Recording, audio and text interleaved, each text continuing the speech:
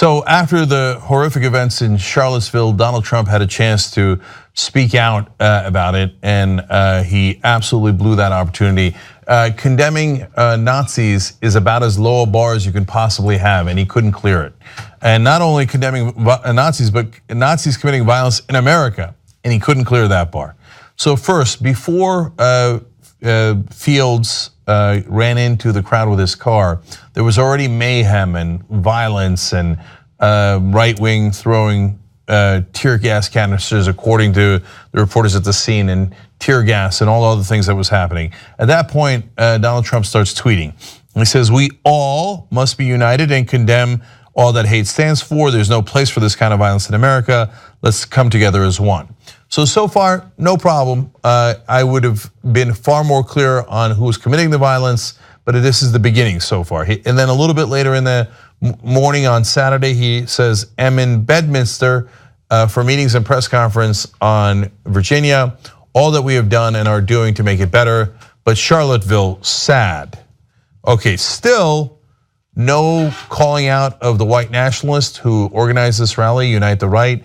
No calling out of the torches that they were carrying, the swastikas, the Klan gear, etc., let alone clearly identifying who's doing the violence. And the white nationalists who organized this, including Richard Spencer, took this as an encouraging sign. Saw Trump's tweets and said, "Did Trump just denounce Antifa?"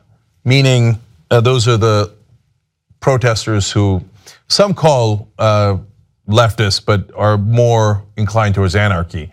And so in other words, the white nationalists going, "See, Trump didn't call us out. We think he's referring to the counter protesters." Well, if you don't say it clearly, they get to make that claim. So Trump made it way worse when he finally did speak out and said this. "We condemn in the strongest possible terms this egregious display of hatred, bigotry, and violence on many sides. On many sides.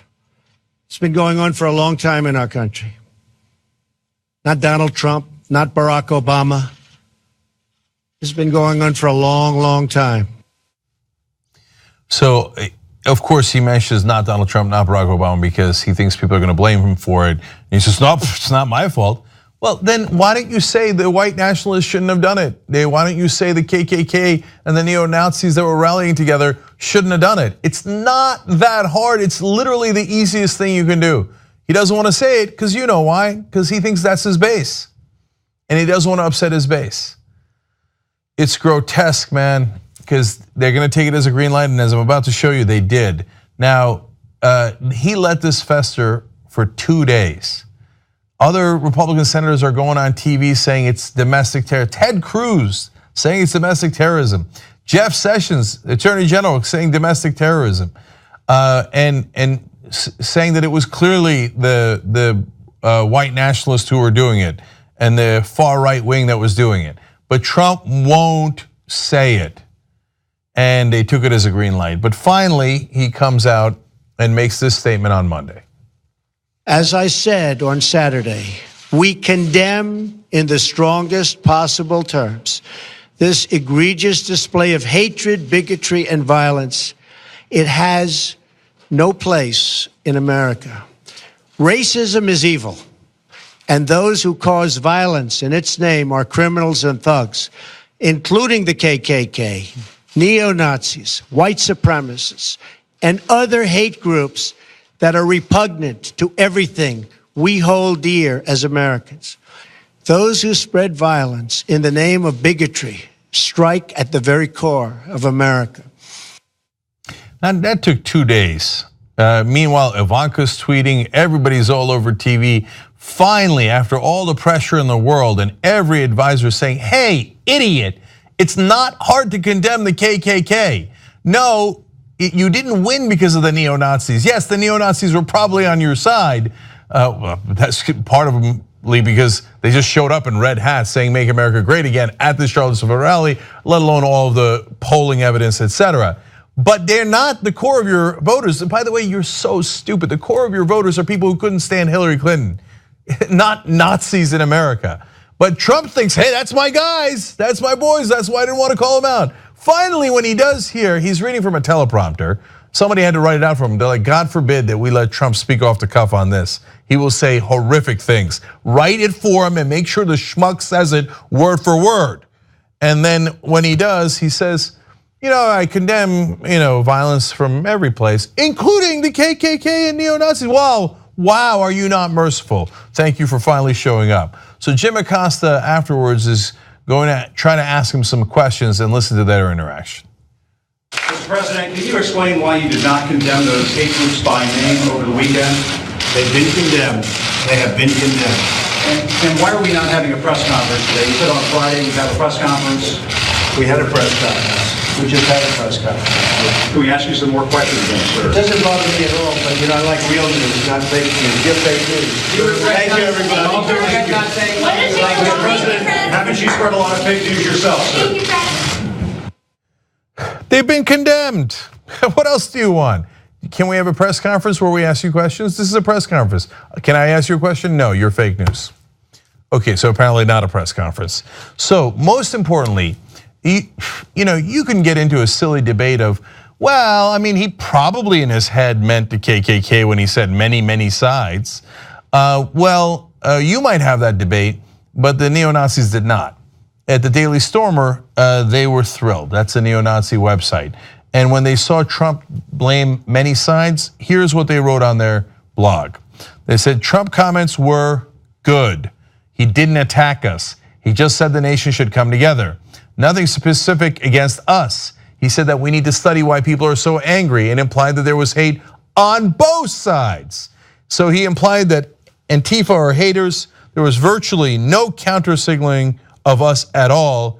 He said he loves us all.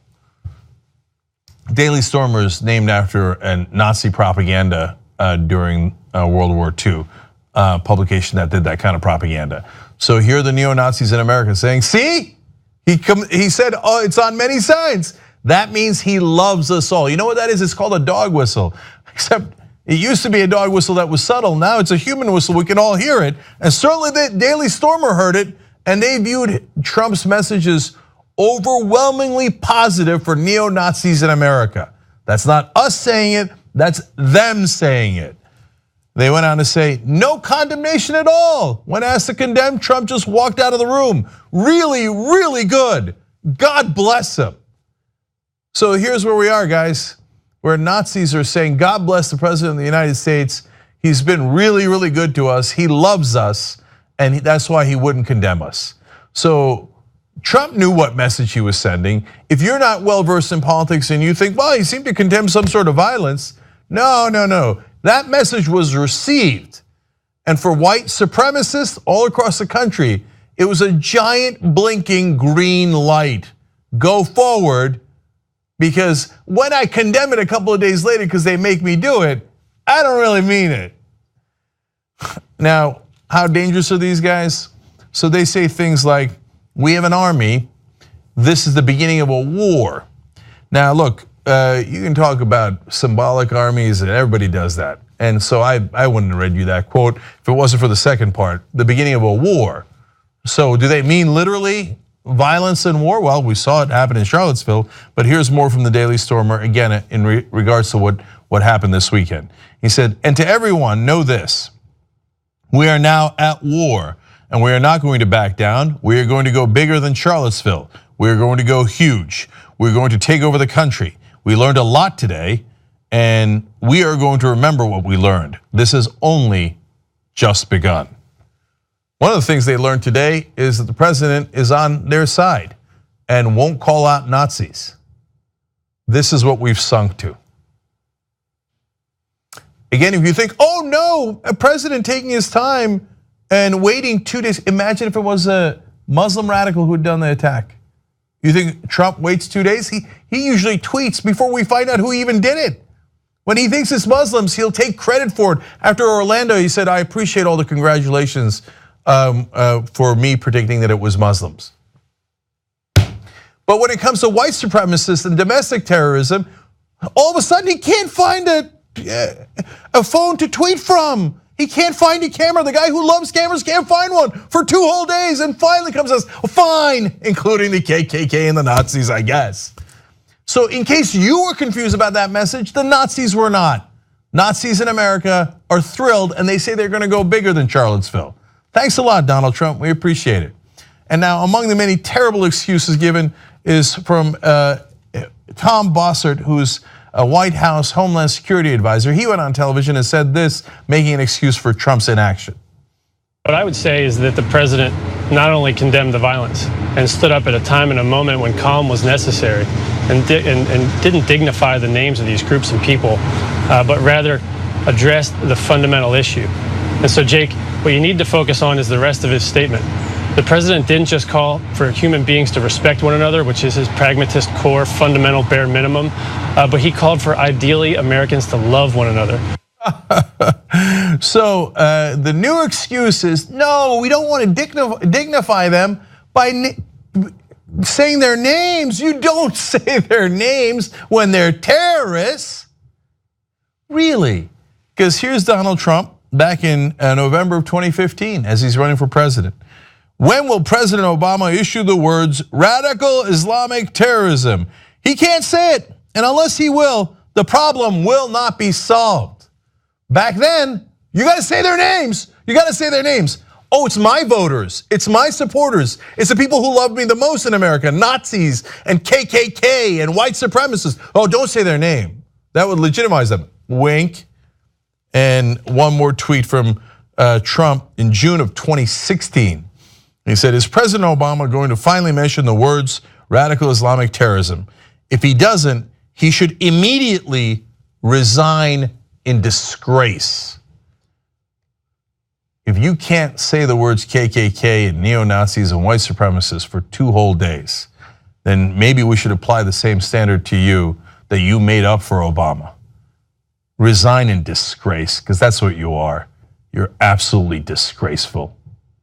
If you like this clip of the Young Turks, you know there's a whole live 2-hour show, 6 to 8 p.m. Eastern every day, and you can download it or stream it and watch it without ads if you become a member. tytnetwork.com/join.